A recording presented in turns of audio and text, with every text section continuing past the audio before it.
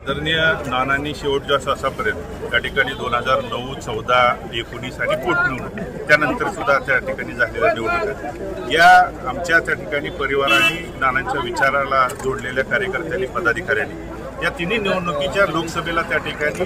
शिंदेसाहेबांच्या पाठीमागे खंबीरपणे उभं राहून मताधिक्य देण्याची भूमिका त्या ठिकाणी पार पाडली आणि त्यानंतर देखील नानांच्या नंतर देखील सगळ्या तिथल्या वडीलधारी प्रमुख पदाधिकारी बाबाब जनतेने यांच्या सांगण्यावरूनच आदरणीय शिंदेसाहेब आणि प्रणितीताईंच्या उमेदवार या नात्यानं पाठीमागे खंबीर उभं राहायचं या हेतूनं उद्याच्या या लोकसभेच्या निवडणुकीत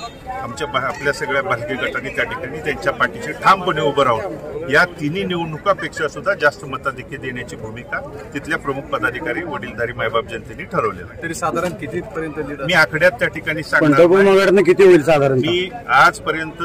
या तालुक्यात किंवा आपल्या त्या मतदारसंघात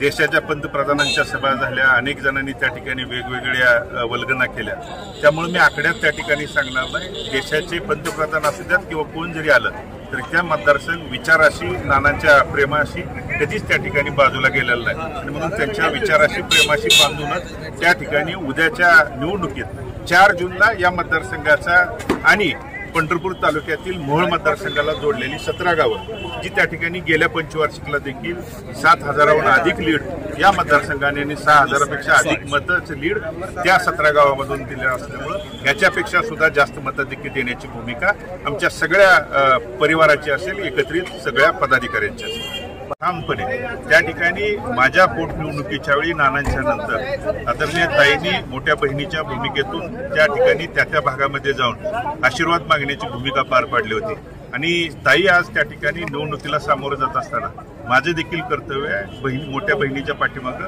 ठामपणे उभं राहून जास्तीत जास्त मताधिक्य देण्याची भूमिका आमच्या सगळ्या परिवाराची, आमच्या सगळ्या प्रमुख पदाधिकारी वडीलधाऱ्यांची असणार।